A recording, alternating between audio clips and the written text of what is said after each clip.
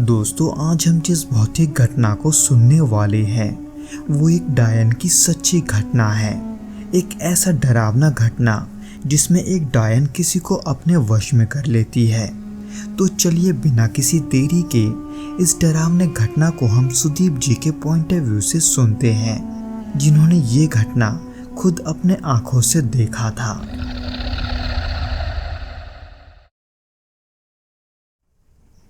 ये बात है साल 1995 की, जब मैं यही कोई 15 या 16 साल का था। तब मैं गर्मियों की छुट्टियों में अपने चाचा के गांव गया था। मेरे चाचा का गांव गया स्टेशन से ज़्यादा कुछ दूर नहीं है और मेरे चाचा का जो घर है उसके ठीक पीछे एक तालाब और एक पीपल का पेड़ हुआ करता था। उन दिनों मेरे चाचा काम के सिलसिले में बाहर गए हुए थे, इसलिए घर पर मेरे अलावा मेरी चाची और मेरे चचेरे भाई बहन थे, जो कि मुझसे 3-4 साल छोटे थे।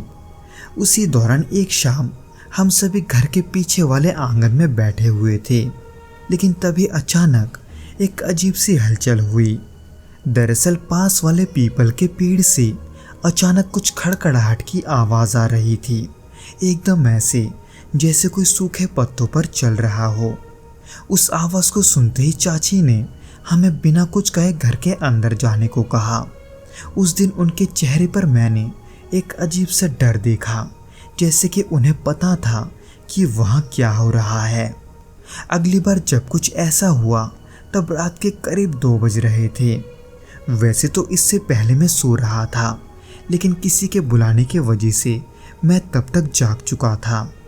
मुझे ऐसा लग रहा था जैसे किसी ने मुझे खिड़की के पास से पुकारा है। पहले तो मैंने उस पर ज़्यादा ध्यान नहीं दिया, लेकिन मुझे फिर से वही आवाज़ सुनाई दी, इसलिए मैंने उठकर खिड़की से बाहर झांका और देखा कि पीपल के नीचे कोई खड़ा है। हालांकि कौन ये मुझे नहीं पता था, पर वो जो कोई भी था उसके बाल बिखरे हुए थे, जो उस पेड़ के नीचे एकदम स्थिर होकर खड़ी थी। ये एक ऐसा दृश्य था जिसे देखकर मैं डर गया। हालांकि इसका अंत यही नहीं था, बल्कि इसके बाद से मैंने और भी अजीब चीज़ें होते हुए देखा। न जाने क्यों मेरी चाची धीरे धीरे बदलने लगी थी, यानी कि उनका स्वभाव बदलने लगा था और वो अब हमसे उतना बात नहीं करती थी। उसी बीच एक दिन मैंने देखा कि वो कमरे में बैठकर एक पुरानी किताब पढ़ रही है। हालांकि उनकी उंगलियां किताब के पन्ने तो पलट रही थी, लेकिन उनकी आंखें वो कहीं और थी और वो धीरे से कुछ बुदबुदाते हुए यहाँ वहाँ देख रही थी। उनके इस बर्ताव को देखकर मुझे अजीब सा घबराहट होने लगा था। इसलिए जब मेरे चाचा जी कुछ दिनों बाद घर लौटे तब मैंने उन्हें सब बता दिया, लेकिन उन्होंने तब तक मेरे बात पर यकीन नहीं किया जब तक कि उन्होंने ये सब खुद अपने आंखों से नहीं देख लिया। दरअसल चाचा के कमरे के दीवारों पर कई जगह खरोंचने के निशान थे, जो कि दिखने में तो ऐसा लग रहा था कि किसी ने नाखून से उन दीवारों को खरोंचा हो, लेकिन चाची के हाथों को देखने पर ऐसा नहीं लग रहा था कि ये उन्होंने किया है, जो कि बहुत ही अजीब था। यहाँ तक कि जब हम सभी सो जाते थे तब अक्सर चाचा जी चाची को नींद में चलते हुए पाते थे, और जब भी ऐसा होता था तब चाची अपने होश में नहीं होती थी। कभी कभी तो वो अचानक ही बेवजह हंस पड़ती। ऐसा लगता था जैसे कि वो अकेले में किसी से बात कर रही है, जिससे मुझे सबसे ज़्यादा डर लगता था। क्योंकि एक दिन जब चाची अकेले में बात कर रही थी तब मैंने उन्हें घबराते हुए उनसे ये पूछा था कि वो किससे बात कर रही है। हालांकि उन्होंने मुझे कोई जवाब नहीं दिया, लेकिन वो जिस तरह से मुझे घूर रही थी उसे देखकर ऐसा लग रहा था कि वो मुझे नहीं जानती। वो भले ही दिखने में मेरी चाची थी, लेकिन उनकी शख्सियत किसी और की थी। उनके साथ क्या हो रहा था ये तो मुझे नहीं पता था, पर उसके वजह से वो कई बार नॉर्मल रहती तो कभी वो बेवजह ही गुस्सा हो जाती, जिसे देखकर अक्सर मेरे चचेरे भाई बहन घबरा जाते थे। इसलिए एक दिन इन सब से परेशान होकर चाचा ने घर पर किसी ओझा को बुलाया और फिर उस ओझा ने चाची को देखने के बाद पूरे घर का भ्रमण किया। हालांकि उन्हें घर पर तो कुछ नहीं मिला, लेकिन जैसे ही वो उस पीपल के पेड़ के सामने पहुंचे, वैसे उनके चेहरे को देखकर मैं ये कह सकता था कि उन्हें कुछ महसूस हुआ है, क्योंकि वो ओझा अचानक से सीरियस हो गया था, जिन्होंने वहाँ पर कुछ देर बिताने के बाद ये बताया कि उस पेड़ पर किसी डायन का वास है और शायद वही डायन मेरी चाची को अपने वश में कर रही है। हालांकि उस रात उस ओझा ने कुछ उपाय भी किए, लेकिन इसके बावजूद भी चाची की हालत बिगड़ती ही जा रही थी। कुछ ही दिनों में उनका शरीर ऐसा हो चुका था कि उन्होंने कई दिनों से कुछ ना खाया हो। वैसे तो मेरे चाचा उस पेड़ को काटने का भी सोच रहे थे, लेकिन उस ओझा से दोबारा मिलने पर उन्होंने ये बताया कि ये इसका समाधान नहीं है, क्योंकि वो डायन कई दिनों से मेरे चाचे को वश में कर रही है, जिसके वजह से एक उपाय से उन्हें बचाना संभव नहीं है। इसलिए चाचा के कहने पर उस ओझा ने चाची पर कई सारे उपाय किए। हालांकि इन उपाय के बाद सब कुछ ठीक तो हो जाता था, लेकिन सिर्फ कुछ दिनों के लिए ही, यानी कि उसके बाद फिर से चाची के ऊपर वो डायन हावी हो जाती थी। पर कई महीनों तक उपाय करने के बाद ये सब धीरे धीरे कम हो गया, लेकिन बदकिस्मती से ये खत्म नहीं हुआ। यानी कि आज भी कई बार ऐसा होता है जब चाची अपना होश खो देती है। हालांकि वो वैसा बर्ताव नहीं करती जैसे वो पहले करती थी, लेकिन आज भी उन्हें देखकर ऐसा लगता है कि डायन का वश अब भी उनके ऊपर से पूरी तरह से उतरा नहीं है।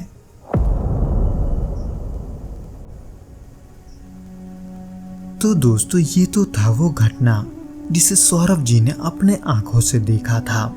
हालांकि दोस्तों, आज के इस वीडियो में सिर्फ यही इकलौता एक घटना नहीं है, बल्कि इस वीडियो में हम एक और ऐसी घटना को सुनाएंगे जिसे सुनकर आपको यकीन नहीं होगा।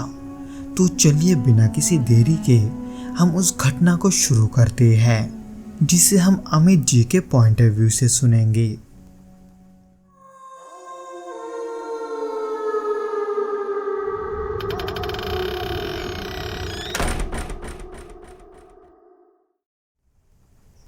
ये बात 2018 की है, जब मैं गुड़गांव के एक कॉरपोरेट ऑफिस में काम करता था। वैसे तो ऑफिस में बहुत लोग थे, लेकिन 6 बजे के बाद बिल्डिंग में एक अजीब सी खामोशी छा जाती थी, जो कि मुझे इसलिए पता था क्योंकि कई बार मुझे काम के सिलसिले में ऑफिस में थोड़ा देर तक रुकना होता था। उस दिन भी मेरे साथ यही हुआ। जब सबके जाने के बाद मैं ऑफिस में अपना काम कर रहा था। ऑफिस में उस वक्त का नज़ारा और माहौल दिन के मुताबिक काफ़ी अलग होता है। वहाँ एक ऐसी खामोशी होती है जैसे सब कुछ रुक गया हो, यानी कि वहाँ का माहौल जाना पहचाना होने के बाद भी काफ़ी अजीब सा हो जाता था। पर वहाँ की एक और सबसे अजीब बात थी वहाँ की लिफ्ट की, जो कि दिन में तो सामान्य लगता था, लेकिन रात होते ही न जाने क्यों वहाँ का माहौल भी पूरी तरह से बदल जाता था। एक तरह से उस लिफ्ट का इस्तेमाल करना मेरे लिए थोड़ा मुश्किल हो गया था, खास करके रात को, क्योंकि जब मैं लिफ्ट में होता था तब मुझे एक अजीब सी बेचैनी होती थी, जैसे कोई मुझे देख रहा है। हालांकि उस रात के पहले मेरे साथ ऐसा कुछ नहीं हुआ था जिससे मुझे वाकई में डर लगे, पर न जाने क्यों वो रात बाकी के रातों से अलग थी। उस रात जब मेरा काम खत्म हुआ तब यही रात के करीब 8 बज रहे थे, जिसके बाद मैंने अपना लैपटॉप बंद किया और अपना बैग उठाकर लिफ्ट की ओर जाने लगा। पर जब मैं उसके सामने वाले पैसेज से होते हुए उस लिफ्ट की ओर जा रहा था, तभी अचानक से मुझे ठंडक का एक एहसास होने लगा, जो कि अजीब इसलिए था क्योंकि उस पैसेज में कहीं पर एसी नहीं था। इसलिए ये कैसी ठंडक है, ये सोचते हुए मैं बस चलता जा रहा था। तब मेरी कदमों की आवाज़ ही वहाँ की खामोशी को तोड़ रही थी। और इसी बीच जब मैं लिफ्ट के पास पहुँचा तब एक और अजीब चीज़ हुआ। न जाने क्यों मेरे बार बार बटन दबाने के बाद भी लिफ्ट का दरवाज़ा नहीं खुल रहा था, जैसे कोई ये नहीं चाहता था कि मैं वहाँ से जाऊँ। खैर, जब काफ़ी इंतज़ार करने के बाद भी वो लिफ्ट का दरवाज़ा नहीं खुला, तब मैं उसे खराब समझकर सीढ़ियों की ओर जाने लगा। पर मेरे 2-3 कदम पीछे मुड़ते ही अचानक से मुझे एक घंटी का आवाज़ सुनाई दिया, जो कि लिफ्ट का दरवाज़ा खुलने के पहले का आवाज़ था। इसलिए जब मैं पीछे मुड़ा तो देखा कि लिफ्ट का दरवाज़ा खुला हुआ है। इसलिए मैं जल्दी से लिफ्ट के अंदर चला गया। हालांकि बाकी रातों की तरह ही वहाँ का माहौल अब भी भारी सा था, लेकिन असामान्य चीज़ें तो तब हुई जब मेरे फ्लोर का बटन दबाने के बाद भी लिफ्ट अजीब सी आवाज़ें करते हुए नीचे की ओर बढ़ने लगा, यानी कि बेसमेंट की ओर, जहाँ ऑफिस के टूटे फूटे चीज़ों को रखा जाता था। वहाँ पहुँचने के बाद जब लिफ्ट का दरवाज़ा धीरे से खुला, तब मेरे सामने घना अंधेरा था। अगर ठीक से कहूँ तो लिफ्ट का रोशनी जहाँ तक जा रहा था, मैं बस वहीं तक देख पा रहा था, जहाँ कुछ टूटे फूटे कुर्सियों के अलावा ऑफिस के कुछ चीज़ें पड़े हुए थे, जिनमें न जाने कहाँ से एक अजीब सी सड़ी हुई बदबू भी आ रही थी, जिसकी वजह से मुझे ऐसा लग रहा था कि शायद कहीं चूहा वगैरह मरा होगा। हालांकि मैं लिफ्ट से बाहर तो नहीं निकला था, पर मुझे ऐसा लग रहा था जैसे उस अंधेरे से कोई मुझे देख रहा है। वैसे तो अचानक उस लिफ्ट के बेसमेंट में जाने से मैं पहले ही घबरा गया था, लेकिन मैं तब डरने लगा जब अचानक से मुझे उस अंधेरे से एक अजीब सी आवाज़ आने लगी। हालांकि शुरुआत में तो मुझे ये समझ में नहीं आ रहा था कि वो कोई शोर है या कोई आवाज़, लेकिन जब मैंने गौर से सुना तब डर के मारे मेरे रोंगटे खड़े हो गए, क्योंकि वो आवाज़ मुझे किसी आदमी का लग रहा था, जो बहुत ही धीमी आवाज़ में मेरा नाम लेकर मुझे पुकार रहा था। ये सुनते ही डर के मारे मेरे पैर थरथराने लगे।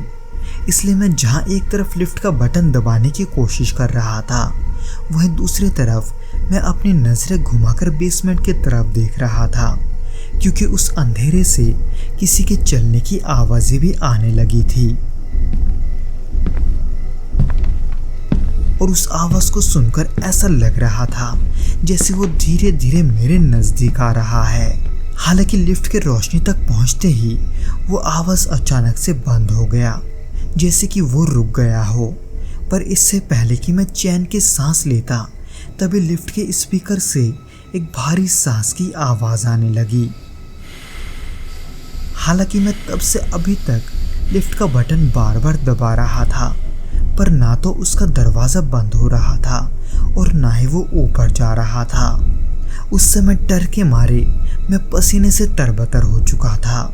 ऐसा लग रहा था कि मैं वहीं फंसा रहूँगा। लेकिन तभी अचानक से लिफ्ट का दरवाज़ा बंद हो गया और वो अपने आप ऊपर जाने लगा। उस वक्त मैं इतना डरा हुआ था कि लिफ्ट के अंदर मुझे घुटन होने लगी थी। इसलिए जब मैं लिफ्ट से अपने फ्लोर पर पहुंचा, तब मैं न सिर्फ डरा हुआ था, बल्कि मैं बुरे तरीके से हाँफ रहा था। मुझे ऐसे हालात में लिफ्ट से निकलता हुआ देखकर वहाँ का सिक्योरिटी गार्ड भी मेरे पास आ गया था। और उस सिक्योरिटी गार्ड से ही मुझे कुछ दिनों के बाद ये पता चला कि कुछ साल पहले एक गार्ड की उस लिफ्ट के शाफ्ट में गिरकर मौत हो गई थी। तब से मेरे अलावा कई लोगों ने उस लिफ्ट को लेकर न जाने कितनी ही शिकायतें की है, पर किसी ने उस मामले को सीरियसली नहीं लिया। हालांकि उस रात के बाद भी मुझे देर रात तक ऑफिस में रुकना पड़ता था, लेकिन मैंने उस घटना के बाद से कभी भी रात को उस लिफ्ट का इस्तेमाल नहीं किया।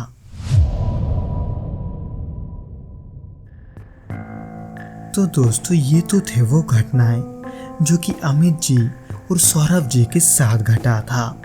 उम्मीद करता हूँ कि आपको ये वीडियो पसंद आया होगा, और अगर आया हो तो प्लीज़ इस वीडियो को लाइक करके इसे अपने दोस्तों के साथ शेयर ज़रूर करना, और हमें कमेंट करके ज़रूर बताना कि आपको ये वीडियो कैसा लगा।